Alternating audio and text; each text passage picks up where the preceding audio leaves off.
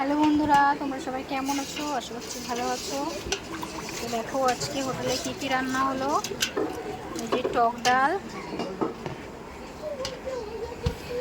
এখানে আছে পাঁচ মিশানো সবজি, ডাঁটা দিয়ে, কুমড়ো দিয়ে, পটল দিয়ে, আলু দিয়ে, আর এখানে আছে চিকেন,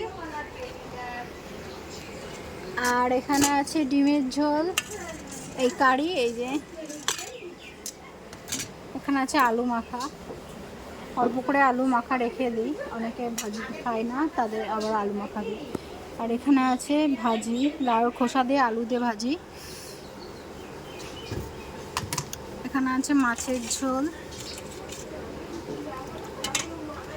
আর এখানে আছে রুই মাছ, ঝোলের মাছ উঠিয়ে রাখা হয়েছে, আর মাছ ভাজা আছে।